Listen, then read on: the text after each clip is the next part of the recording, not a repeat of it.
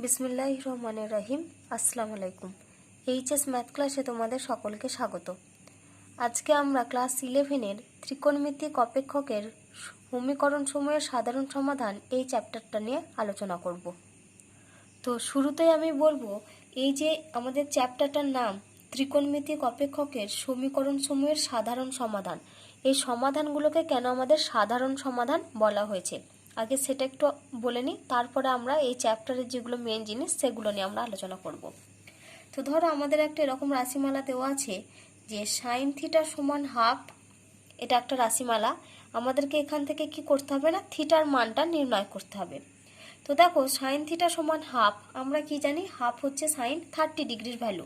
তাহলে হাফের জায়গায় আমরা কত লিখতে পারি, সাইন 30 ডিগ্রি। তাহলে এখান থেকে আমরা কি পেলাম, দেখো ইমপ্লাইজ দ্যাট যে সাইন থিটা সমান সাইন 30 ডিগ্রি। তো সাইন থিটা সমান যদি সাইন 30 ডিগ্রি হয়, তাহলে এখান থেকে আমরা কি বলতে পারি যে থিটার মান হচ্ছে 30 ডিগ্রি। কারণ দুদিক থেকে যদি আমরা সাইন তুলনা করি তাহলে আমরা কত পাবো, থিটা সমান 30 ডিগ্রি। এবার আর একজন হয়তো বললো যে আমি এখানে থিটা সমান 30 ডিগ্রি নেব না, এর পরিবর্তে আমরা অন্য কোনো কোণ নেব। তা সে কিভাবে লিখবে, দেখো এই সাইন থিটা সমান হাফ, এই আবার হাফ মানে কি সাইন 30 ডিগ্রি, আবার এই সাইন 30 ডিগ্রিকে দেখো আমরা কি লিখতে পারি, এটাকে আমরা কত লিখতে পারি যে সাইন থিটা সমান, এটা লিখতে পারি আমরা সাইন পাই মাইনাস 30 ডিগ্রি।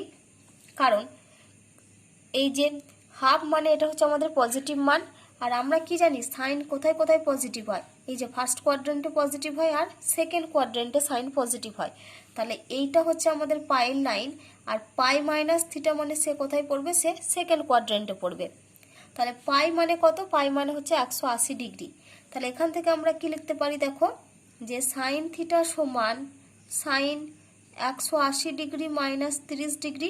তো এই দুটো যদি ক্যালকুলেশন করি তাহলে আমরা কত পাবো, সাইন থিটা সমান সাইন 150 ডিগ্রি। তাহলে এখান থেকে আমরা কত লিখতে পারি, থিটা সমান 150 ডিগ্রি। তাহলে কেউ বলছে থিটা সমান 30 ডিগ্রি, আবার আমরা এখানে কত পেলাম, থিটা সমান 150 ডিগ্রি। এছাড়াও আমরা আবার কি লিখতে পারি, এটা হচ্ছে পায়ের লাইন, এটা হচ্ছে 2 পায়ের লাইন। তো আমরা কি জানি, দেখো আমাদের দেওয়া আছে সাইন থিটা সমান হাফ, হাফের জায়গায় আমরা কত লিখেছিলাম শুরুতে, সাইন 30 ডিগ্রি। এই সাইন 30 ডিগ্রিটাকে দেখো আমরা এভাবে লিখতে পারি যে সাইন থিটা সমান সাইন 2 পাই মানে হচ্ছে 360 ডিগ্রি, আর 2 পাই প্লাস থিটা, এটা হচ্ছে 2 পাই লাইন, তার সঙ্গে যদি থিটা যোগ করি তাহলে সেটা হবে আমাদের সাইন থিটা। তো আমরা এখানে কত লিখছি দেখো 2 পাই প্লাস 30 ডিগ্রি। তাহলে এখান থেকে আমরা কত পেলাম, দেখো সাইন থিটা সমান সাইন 2 পাই মানে হচ্ছে 360 ডিগ্রি প্লাস 30 ডিগ্রি। তাহলে এখানে পাচ্ছি দেখো সাইন থিটা সমান সাইন, এটা হচ্ছে 390 ডিগ্রি। তাহলে এখান থেকে যদি আমরা তুলনা করি তাহলে থিটা সমান পাচ্ছি আমরা 390 ডিগ্রি। এরকমভাবে দেখো আমরা মানে থিটার বিভিন্ন মান পেতে পারি। থিটার মান এখানেই দেখো আমরা যেমন তিনটে মান পেলাম, যে 30 ডিগ্রি, 150 ডিগ্রি, 390 ডিগ্রি। এছাড়াও আমরা দেখো মানে থিটার আরও অন্যান্য অনেক মানও পেতে পারি। তাহলে দেখো এখানে আমাদের শর্ত ছিল একটাই, সেটা ছিল সাইন থিটা সমান হাফ। এখান থেকে আমাদেরকে কি বের করতে হচ্ছিল, এখান থেকে আমাদেরকে থিটার মান নির্ণয় করতে হচ্ছিল। তো এখন প্রশ্ন হচ্ছে, আমরা এই যে থিটার মান 30 ডিগ্রি পেলাম, 150 ডিগ্রি পেলাম, 390 ডিগ্রি পেলাম, এই যে এত মানে এখানে আমরা তিনটে মান পেলাম, তো এই তিনটে মানের মধ্যে আমরা কোন মানটিকে নেব না, এই যে আমরা সাইন থিটা সমান হাফ, এর জন্য দেখো আমরা যে থিটার এতগুলো মান পেলাম, তাহলে এই সাধারণ সমাধান চ্যাপ্টারটার এই কারণেই নাম, কারণ এখানে আমি লিখেছিলাম দেখো চ্যাপ্টারটার নাম কি, সমীকরণ সমূহের সাধারণ সমাধান। অর্থাৎ আমাদেরকে এই থিটার মানটাকে এমনভাবে লিখতে হবে যাতে আমরা কি না একেবারেই বলে দিতে পারি যে থিটার এখানে কোন মানটা হবে, 30 ডিগ্রি, 150 ডিগ্রি না 390 ডিগ্রি, কোন মানটা আমরা নেব। সে যেমন ধরো আমরা যদি 2n লিখি, তো 2n মানে আমরা কি জানি বলো তো, 2n মানে আমরা বুঝতে মানে 2n সংখ্যাটা দেখলে আমরা বুঝতে পারি যে 2n মানে হচ্ছে আমাদের যে এটা হচ্ছে জোড় সংখ্যাকে প্রকাশ করে। যে কোনো জোড় সংখ্যা, তুমি n এর জায়গায় যদি 1 বসাও তাহলে হবে 2, n এর জায়গায় 2 বসালে হবে 4, n এর জায়গায় 3 বসালে 6, এরকমভাবে চলতেই থাকবে। অর্থাৎ 2n সংখ্যাটাকে দ্বারা আমরা কি প্রকাশ করি না, 2n সংখ্যা মানে আমরা কি জানি, এটা আমাদের সমস্ত জোড় সংখ্যাকে প্রকাশ করে। একই রকমভাবে আমরা কি জানি যে 2n প্লাস 1 এই সংখ্যাটাকে কি করে, এই সংখ্যাটা হচ্ছে আমাদের সমস্ত বিজোড় সংখ্যাকে প্রকাশ করে। এখানেও আমরা ঠিক তাই করব। এই যে থিটার মানগুলো আমরা বের করছিলাম, তো এই থিটার ভ্যালুগুলোকে এরকমভাবে এমনভাবে প্রকাশ করব যাতে কি না, যাতে আমাদের এরকম একটা শর্ত দেওয়া, এরকম কোনো শর্ত মেনটেন করলে আমরা কি না থিটার সমস্ত ভ্যালুগুলো বলে দিতে পারবে। তাহলে দেখো, তাহলে এখানে আমাদেরকে কি করতে হচ্ছে না, থিটার ভ্যালু এমনভাবে প্রকাশ করব আমরা যাতে কি না যে শর্তটা দেওয়া থাকবে ওই শর্তটাকে সিদ্ধ করে আমরা যেন থিটার সমস্ত মানগুলো পেয়ে যাই, সেই ধরনের আমাদেরকে একটা ফর্ম নিয়ে আসতে হবে। তো শুরুতে আমি তোমাদেরকে 3টে ফর্মুলা বলবো, তারপর আমি বলবো যে ওই ফর্মুলাগুলো কিভাবে আসছে। তো এই চ্যাপ্টারে তোমাদের অনেকগুলো ফর্মুলা আছে, কিন্তু আমি তোমাদেরকে টোটাল 6টা ফর্মুলা লিখে দেবো। ওই 6টা ফর্মুলা জানলে তোমরা এই চ্যাপ্টারের প্রায় সব অঙ্কই করতে পারবে। তাহলে 1 নম্বর ফর্মুলা আমি কি লিখছি না, যদি আমাদের সাইন থিটা সমান 0 হয়, তাহলে কি লিখলাম আমি 1 নম্বর, সাইন থিটা সমান যদি 0 হয় তাহলে সেক্ষেত্রে আমাদের ফর্মুলা হচ্ছে থিটার সমান হবে আমাদের n পাই, যেখানে nটা বিলং করবে, যেখানে n বিলংস টু হচ্ছে z, অর্থাৎ n হচ্ছে যে কোনো একটি পূর্ণ সংখ্যা। তাহলে 1 নম্বর ফর্মুলা আমি কি লিখলাম যে যদি আমাদের সাইন থিটা সমান 0 দেওয়া থাকে তাহলে সেক্ষেত্রে আমরা ইন জেনারেল ফর্মে কি বলতে পারি যে থিটা সমান হবে n পাই, যেখানে n belongs to z। 2 number formula হচ্ছে যদি আমাদের cos থিটা সমান 0 হয় তাহলে সেক্ষেত্রে আমরা বলতে পারি যে থিটা সমান হচ্ছে 2n plus 1 into pi by 2, যেখানে n বিলং করছে জেডে, জেড মানে হচ্ছে পূর্ণ সংখ্যা। 3 নম্বর ফর্মুলা হচ্ছে যদি আমাদের ট্যান থিটা সমান 0 হয় তাহলে সেখান থেকে আমরা লিখতে পারি যে থিটা সমান হচ্ছে n পাই, যেখানে n বিলংস টু হচ্ছে জেড। তাহলে আমি দেখো তোমাদের টোটাল 3টে ফর্মুলা লিখে দিলাম। একটা হচ্ছে সাইন থিটা সমান 0 হলে থিটা সমান হবে আমাদের n পাই, যেখানে n belongs to Z. cos theta সমান 0 হলে আমাদের থিটা সমান হবে 2n plus 1 into pi by 2, এখানেও যেখানে nটা বিলং করছে জেডে। আর 3 নম্বর ফর্মুলা হচ্ছে ট্যান থিটা সমান যদি আমাদের 0 হয় তাহলে আমরা বলতে পারি থিটা সমান হচ্ছে n pi, n belongs to Z. এবার আমি বলবো যে এই যে থিটা সমান n পাই, এখানে থিটা সমান 2n plus 1 into pi by 2, আবার এখানে থিটা সমান n পাই, এই ফর্মুলাগুলো আমি কিভাবে লিখলাম বা এই ফর্মুলাগুলো আমাদের কোথা থেকে এলো সেটা নিয়ে আলোচনা করব। তো দেখো শুরুতেই আমি এখানে কত লিখেছি, সাইন থিটা সমান 0। আমরা কি জানি সাইন থিটার ফর্মুলা আমরা একদম ক্লাস 10-এ যখন পড়েছি তখন আমরা সাইন থিটা সমান কি লিখতাম, লম্ব বাই অতিভুজ। তো সাইন থিটা সমান 0 এটা আমাদেরকে কি ইমপ্লাই করছে, দেখো যে যদি সাইন থিটা সমান 0 হয় তাহলে এটা আমাদেরকে কি ইমপ্লাই করবে, লম্ব বাই অতিভুজ বা লম্ব বাই অতি এটা সমান হচ্ছে 0। তাহলে লম্ব বাই অতি সমান যদি 0 হয় তাহলে সেক্ষেত্রে আমরা কি লিখতে পারি যে আমাদের লম্ব সমান হচ্ছে 0। তাহলে দেখো যে সাইন থিটা সমান 0 এটা আমাদেরকে কি ইমপ্লাই করলো, লম্ব সমান হচ্ছে 0। বা উল্টো দিক থেকে আমরা এটাও বলতে পারি যে যেখানে লম্বের ভ্যালু হচ্ছে 0 বা যেখানে লম্বের মান হচ্ছে 0 সেখানে কি হবে, সাইন থিটা সমান 0 বা সাইন থিটার মান 0। এবার আমরা বলবো যে এবার আমরা দেখব যে থিটার কোন ভ্যালুর জন্য আমাদের লম্বের মানটা 0 হচ্ছে। তাহলে থিটার যে মানের জন্য লম্বের মানটা, থিটার যে ভ্যালুর জন্য আমাদের কি লম্বটা 0 হবে, থিটার সে সমস্ত জায়গাতে কি হবে, সাইনও 0 হবে। তাই সেক্ষেত্রে কি হচ্ছে, সাইন থিটাও 0 হচ্ছে। তো তার আগে আমি বলি যে ত্রিকোণমিতিতে আমরা লম্ব বলতে কি বুঝি। এই যে আমি এখানে লম্ব সমান 0 লিখলাম, তো শুরুতে আমি এখন বলি যে ত্রিকোণমিতিতে আমরা লম্ব বলতে কি বলি। তাহলে দেখো শুরুতে আমরা কি করব, এই যে তো লম্ব বলতে ত্রিকোণমিতিতে লম্ব বলতে কি বোঝায় সেটা বলার আগে আমি বলবো যে ত্রিকোণমিতিতে আমাদের অ্যাঙ্গেল বা কোণ কিভাবে তৈরি হয়। তাহলে দেখো এটা হচ্ছে আমাদের এক্স অ্যাক্সিস ওয়াই অ্যাক্সিসের যে কোঅর্ডিনেট সেটা আমরা এঁকেছি। তো এখন আমি বলবো যে ত্রিকোণমিতিতে অ্যাঙ্গেল কিভাবে তৈরি হয়। না, ত্রিকোণমিতিতে অ্যাঙ্গেল তৈরি হয় মূলত হচ্ছে একটি রশ্মির ঘূর্ণনের ফলে। ধরো আমাদের এরকম পজিশনে, এই যে এটা হচ্ছে আমাদের ইনিশিয়ালি অবস্থায়, এখানে একটা এরকম অবস্থা একটা রশ্মি রয়েছে। তাহলে দেখো রশ্মিটা আমাদের প্রাথমিক বা ইনিশিয়াল অবস্থায় কোথায় ছিল, এইখানে ছিল। এটা হচ্ছে আমাদের রশ্মিটা। এবার এই রশ্মিটাকে যদি আমি কিছুটা ঘোরাই, তাহলে ধরো কিছুটা পরিমাণ ঘোরানোর জন্য রশ্মিটার অবস্থান হয়েছে ঠিক এই পজিশনটাতে। এটা হচ্ছে আমাদের রশ্মিটার এখনকার অবস্থান। তাহলে এটা হচ্ছে ইনিশিয়ালি অবস্থায় এটা ছিল, আর কিছুটা ঘূর্ণনের ফলে হচ্ছে রশ্মিটার অবস্থান হচ্ছে এই জায়গাটাতে। তাহলে এটা হচ্ছে ইনিশিয়াল পজিশন আর এটা হচ্ছে সর্বশেষ পজিশন এই যে রশ্মিটার। তো বলছে এই সর্বশেষ পজিশনের রশ্মিটার এই যে মাথার উপর থেকে, এখান থেকে যদি আমরা এক্স অক্ষের উপর যে লম্ব টানবো, সেই এক্স অক্ষের উপর যে লম্বটা আমরা টানি সেটাকেই আমরা কি বলি, সেটাকেই আমরা ত্রিকোণমিতিতে লম্ব বলি। তাহলে আমি কি বললাম, এটা হচ্ছে আমাদের একটা রশ্মি, এই কিছুটা পরিমাণ ঘূর্ণনের ফলে তার অবস্থান হয়েছে এই জায়গাটাতে। তো এখন যে অবস্থানটাতে রয়েছে, মানে এই অবস্থান, এর ঠিক মাথার যে বিন্দুটা রয়েছে, এই বিন্দুটা থেকে আমরা এক্স অক্ষের উপরে যে লম্বটা টানবো, ধরো এই একটা আমি লম্ব টানলাম, এক্স অক্ষের উপরে কিন্তু আমাদের লম্বটা টানতে হবে সবসময়, এটা মাথায় রেখো। এক্স অক্ষের উপরে আমি যে লম্বটা টেনেছি, এই লম্বটাকে আমরা বলি ত্রিকোণমিতিতে লম্ব।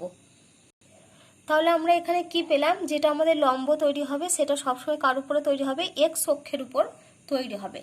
অর্থাৎ আমরা পেলাম লম্ব হয় আমাদের এক্স অক্ষের উপরে। এবার হয়তো আমাদের যদি এরকম কোনো কেস হয় যে রশ্মি কোনো একটা সময় যদি এই যে এক্স অক্ষটা রয়েছে এই এক্স অক্ষের উপরেই অবস্থান করে, তাহলে এটা হচ্ছে আমাদের এক্স অক্ষের পজিটিভ, আর এটাও এই দিকটা হচ্ছে আমাদের এক্স অক্ষের নেগেটিভ দিক, এই দিকটা হচ্ছে আমাদের এক্স অক্ষের পজিটিভ দিক।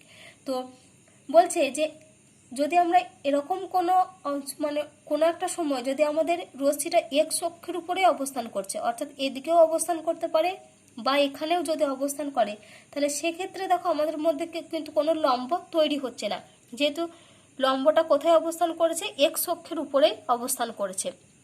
তাহলে যদি আমাদের লম্বটা এক্স অক্ষের উপর অবস্থান করে, তাহলে সেক্ষেত্রে আমরা কি বলতে পারি, সেক্ষেত্রে আমাদের লম্বের মানটা ক্ষেত্রে আমাদেরকে 0 হতে হবে। কারণ আমরা কি জানি যে এই যে রশ্মিটার মাথার উপর মাথার যেটা বিন্দু রয়েছে সেখান থেকে এক্স অক্ষের উপর যে লম্বটা টানা হয় সেটাই হচ্ছে আমাদের ত্রিকোণমিতিতে লম্ব।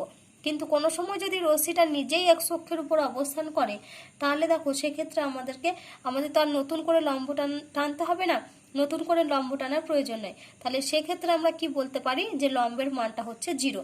তাহলে লম্বের মানে 0 কখন আমরা বলতে পারি না, যদি রশ্মিটা আমাদের এই যে এই দিক বরাবর এক্স অক্ষের উপর অবস্থান করে আর যদি আমাদের এই দিক বরাবর অবস্থান করে, তাহলে সেক্ষেত্রে আমাদের এই দুটো পজিশনে কি হচ্ছে, লম্বের মানটা হচ্ছে আমাদের 0।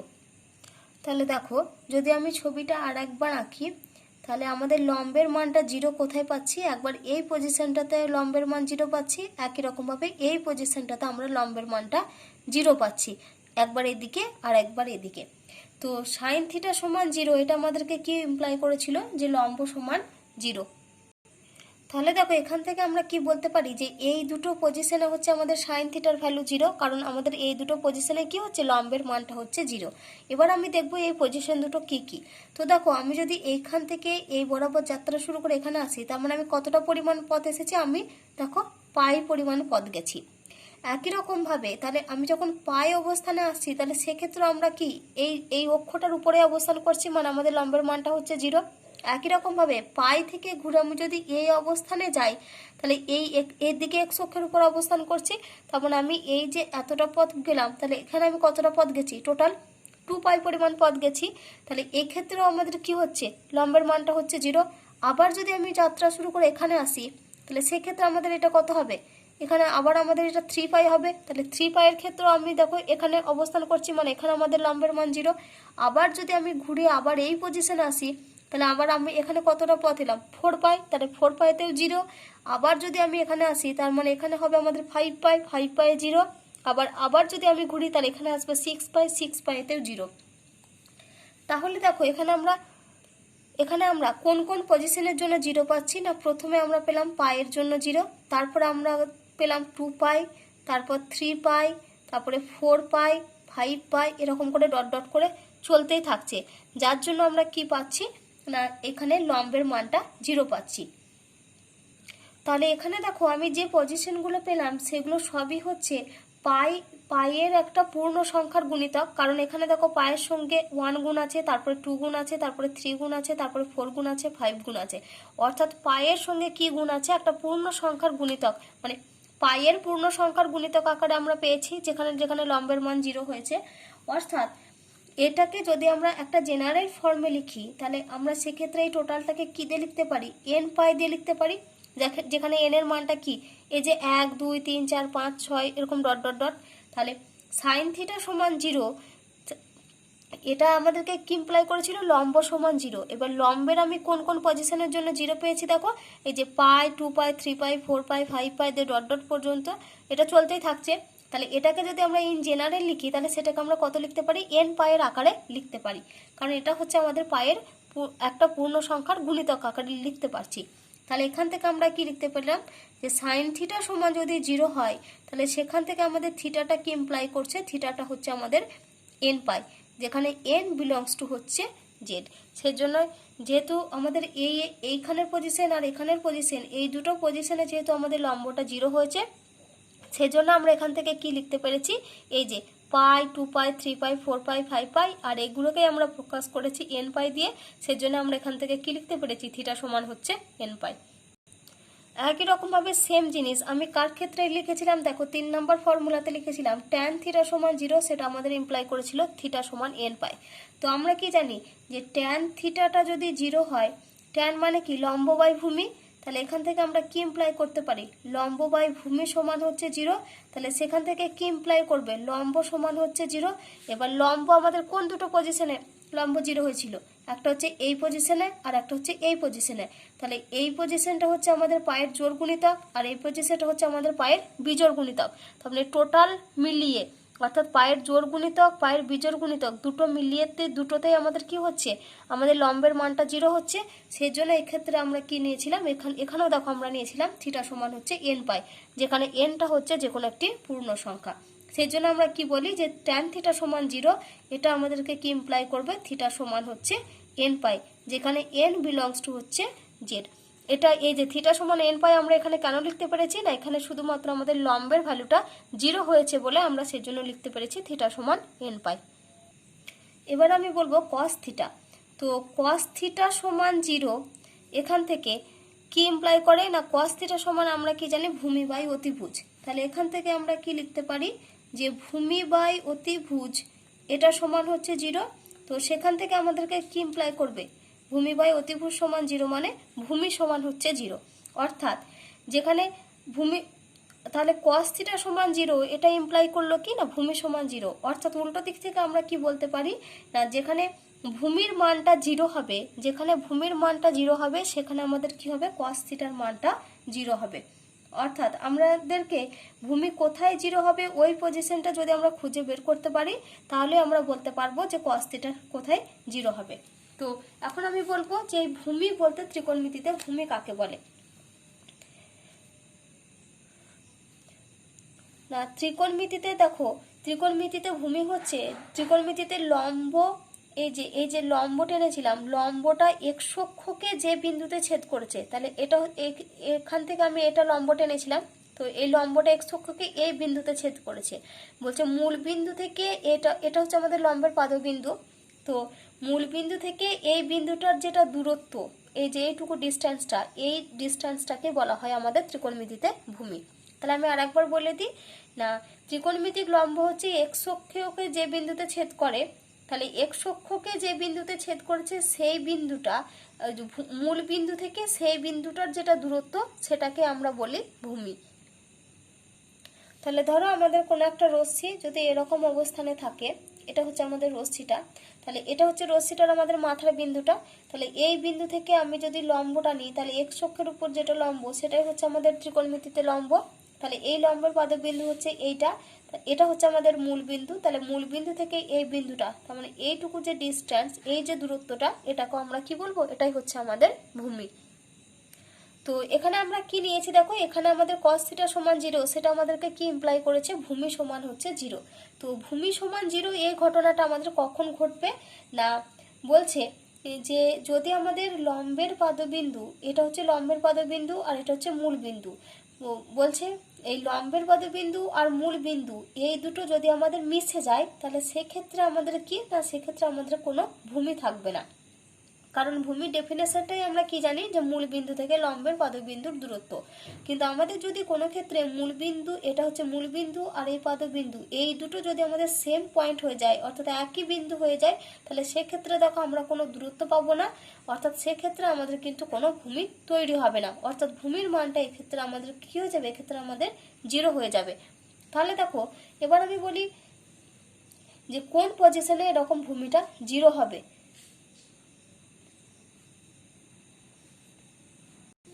না, ভূমি 0 হবে যদি আমাদের দুটো ঘটনার ক্ষেত্রে। এক হচ্ছে যদি আমাদের রশ্মিটা এই যে এই বরাবর এইটাতেও অবস্থান করে, আর 2 নাম্বার হচ্ছে রশ্মিটা যদি আমাদের এইখানে অবস্থান করে, তাহলে সেক্ষেত্রে আমাদের ভূমির মানটা হবে 0। কারণ এখান থেকে এইটুকু দেখো, এটা হচ্ছে আমাদের রশ্মিটার মাথার বিন্দু। এবার দেখো তার পদবিন্দু কোনটা, এটা হচ্ছে আমাদের পদবিন্দু, আবার এটাই হচ্ছে মূল বিন্দু। তার মানে এই পজিশনে থাকলে হচ্ছে আমাদের ভূমির মান 0 হবে। একই রকম ভাবে এই পজিশনটাতে যদি থাকে তাহলে সেক্ষেত্রে আমাদের ভূমির মানটা 0 হবে। তাহলে এই দুটোর ক্ষেত্রে হচ্ছে আমাদের ভূমির মান 0, অর্থাৎ এই দুটোর ক্ষেত্রে আমরা কি বলতে পারি যে এই ক্ষেত্র আর এই ক্ষেত্র এই দুটোর ক্ষেত্রে আমাদের cos থিটার মানটা হচ্ছে 0। তো এখান থেকে আমরা যদি এখান থেকে যদি আমরা যাত্রা শুরু করি, তাহলে এইখানটাতে যেহেতু 0 ভূমির মানটা, তাহলে এইটুকুর যেতে আমাদের কতটা যেতে হবে না, π/2 পরিমাণ ঘুরতে হবে। একই রকমভাবে তাহলে π/2 পরিমাণ যখন আমরা ঘুরে এখানে যখন অবস্থান করছি, তাহলে সেক্ষেত্রে আমাদের ভূমিটা 0 হচ্ছে। একই রকমভাবে আমরা যদি আবার এই এতটা পথ আসি, তাহলে আমি কতটা পথ এলাম, 3π/2 পরিমাণ পথ এসেছি। তাহলে 3π/2তেও আমাদের কি হচ্ছে, ভূমির মানটা 0 হচ্ছে। আবার যখন আমি এইখানে ঘুরে চলে যাব, তাহলে সেক্ষেত্রে হবে আমাদের 7π/2, মানে সেখানে হচ্ছে 0। আবার যখন আমি এইখানে ঘুরে আসছি, তাহলে সেক্ষেত্রেও হচ্ছে আমাদের ভূমির মানটা 0। অর্থাৎ দেখো আমরা এখানে কোন কোন মানের জন্য পাচ্ছি, তাহলে প্রথমে ছিল π/2, তারপরে হচ্ছে 3π/2। তাহলে এখানে দেখো যে কোণের মানের জন্য আমরা ভূমির মানটা 0 পাচ্ছি, সেটা হচ্ছে π/2, 3π/2, তারপরটা দেখো আমাদের 5π/2, তারপর আমরা পাবো 7π/2, তারপরে 9π/2, এরকম করে ডট ডট ডট ডট এই টার্মটা চলতেই থাকবে। তাহলে দেখো আমরা এখানে π/2, তারপরে 3 × π/2, 5 × π/2, 7 × π/2, 9 × π/2, এইভাবে তো টার্মটা চলতেই থাকছে। অর্থাৎ এগুলো দেখো প্রত্যেকটা হচ্ছে π/2 এর এক একটা বিজোড় গুণিতক। কারণ এখানে রয়েছে 1, তারপরে রয়েছে 3, তারপরে রয়েছে 5, তারপরে রয়েছে 7, তারপরে রয়েছে 9। অর্থাৎ আমরা এক্ষেত্রে কি বলতে পারছি না, এক্ষেত্রে হচ্ছে আমরা π/2 এর বিজোড় গুণিতকের জন্য আমরা কি পাচ্ছি, cos থিটার মানটা 0 পাচ্ছি। তো আমরা যে কোনো বিজোড় সংখ্যাকে কি দ্বারা প্রকাশ করতে পারি, ইন জেনারেল আমরা 2n + 1 দ্বারা প্রকাশ করি। তাহলে 2n + 1 এটাকে আমরা বিজোড় সংখ্যা দিয়ে প্রকাশ করি। এবার কার বিজোড় গুণিতক, সেটা হচ্ছে π/2 এর বিজোড় গুণিতক। তাহলে 2n + 1 এটা হচ্ছে π/2 এর গুণিতক। তাহলে π/2 এর বিজোড় গুণিতককে আমরা কি দিয়ে লিখেছি, 2n + 1 × π/2 আকারে। অর্থাৎ cos থিটা সমান যদি 0 হয়, তাহলে cos থিটা সমান 0, এখান থেকে এটা কি ইমপ্লাই করছে, থিটা সমান হচ্ছে 2n + 1 × π/2, যেখানে n বিলংস টু করছে জেডে। তো এটাই দেখো আমি ফর্মুলাতে লিখেছিলাম যে cos থিটা সমান যদি 0 হয়, তাহলে সেক্ষেত্রে আমাদের থিটাটা কি হবে, থিটা আমরা লিখতে পারি 2n + 1 × π/2। তাহলে এক্ষেত্রে আমরা কি পেলাম, যে এক্ষেত্রে দেখো যেহেতু আমাদের কোণের মানটা মানে যে পজিশনের জন্য 0 আমরা পেয়েছি, যে ভূমির মানটা কোন কোন পজিশনের জন্য আমরা 0 পেয়েছি না, π/2 এর বিজোড় গুণিতকগুলোতে আমরা দেখো 0 পেয়েছি। কারণ আমরা কি বলেছিলাম যে ভূমি 0 হচ্ছে একবার এই পজিশনটাতে 0 হবে আর একবার এই পজিশনটাতে 0 হবে। তাহলে এই দুটো পজিশন কি হচ্ছে না, π/2 এর যেগুলো বিজোড় গুণিতক সেই গুণিতকগুলো আমরা পাচ্ছি। তাহলে π/2 এর বিজোড় গুণিতককে আমরা কি আকারে লিখতে পারি, 2n + 1 আকারে। তাহলে সেটাই হচ্ছে আমাদের ফর্মুলা, যে cos থিটা সমান যদি 0 হয়, তাহলে সেক্ষেত্রে থিটাটা কি, থিটার মানটা কত হবে, 2n + 1 × π/2, যেখানে n বিলং করবে জেডে। তাহলে এই তিনটে হচ্ছে আমাদের ফার্স্ট ফর্মুলা। একবার হচ্ছে sin থিটা সমান 0 হলে থিটা সমান n পাই, cos থিটা সমান 0 হলে থিটা সমান হচ্ছে 2n + 1 × π/2, আর tan থিটা সমান 0 হলে থিটা সমান n পাই। এই তিনটের ক্ষেত্রে আমাদের nটা কি করবে, n বিলং করছে জেডে। এবার আমরা আর তিনটে ফর্মুলা পড়ব। তো আমি শুরুতেই আগে ফর্মুলাগুলো লিখে নিই। তাহলে আর ফর্মুলা হচ্ছে, যদি আমাদের tan থিটা সমান tan আলফা হয়, কি লিখলাম আমি, যদি আমাদের ট্যান থিটা সমান ট্যান আলফা হয় তাহলে সেক্ষেত্রে আমাদের কি ইমপ্লাই করে যে থিটা সমান হয় এন পাই প্লাস আলফা, যেখানে এন বিলংস টু জেড। একই রকমভাবে যদি আমাদের কস থিটা সমান কস আলফা হয়, সেটা কি ইমপ্লাই করবে না থিটা সমান হবে আমাদের, সেখান থেকে লিখতে পারি থিটা সমান 2n pi plus minus alpha N belongs to Z. আর যদি সাইন থিটা সমান আমাদের সাইন আলফা হয় তাহলে সেক্ষেত্রে আমরা লিখতে পারি থিটা সমান হচ্ছে N pi plus minus 1n into alpha N belongs to Z. এই হচ্ছে আমাদের বাকি তিনটে ফর্মুলা। তো এখন আমরা আলোচনা করব এই ফর্মুলাটা নিয়ে, যে ট্যান থিটা সমান যদি ট্যান আলফা হয় তাহলে থিটা সমান এন পাই প্লাস আলফা, এই মানটা আমাদের কিভাবে এলো। তাহলে দেখো, শুরুতে আমরা তো এই যে ট্যানের ফর্মুলাটা নিয়ে আলোচনা করব। তো শুরুতে আগে আমরা বলি যে আমাদের এই যে কোঅর্ডিনেট এই সিস্টেমে আমাদের ট্যান কোথায় কোথায় পজিটিভ হয় আমরা জানি না। ট্যান আমাদের ফার্স্ট কোয়াড্রেন্ট আর এই যে থার্ডে, এই দুটোতে ট্যান হয় আমাদের পজিটিভ।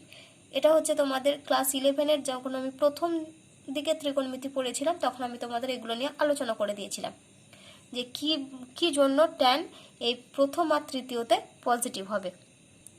তাহলে দেখো, আমরা এক্ষেত্রে কি করছি, আমরা দুটো রশ্মি নিচ্ছি, যে রশ্মি দুটো কোথায় অবস্থান করে আছে না, রশ্মি দুটো হচ্ছে আমাদের এই যে ফার্স্ট কোয়াড্রেন্টে আর এদিকে থার্ড কোয়াড্রেন্টে অবস্থান করছে। তো আমাদের কাজ হচ্ছে কি, আমরা এই রশ্মিটাতে পৌঁছাবো। তাহলে দেখো, আমরা যদি এখান থেকে যাত্রা শুরু করি, এখান থেকে ধরো আমরা যাত্রা শুরু করছি, আমাদের কাজ টার্গেট কি না, আমরা রশ্মিটার কাছে পৌঁছাবো।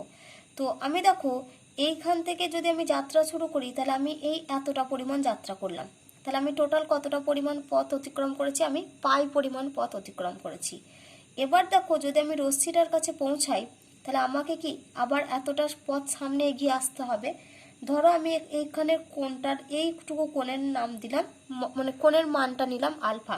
তাহলে আমি এই পজিশনে এসেছি, তাহলে আমাকে যদি রশ্মিটার কাছে পৌঁছাতে যেতে হয় তাহলে আমাকে কতটা পরিমাণ আসতে হচ্ছে, আলফা পরিমাণ এখনও আসতে হচ্ছে।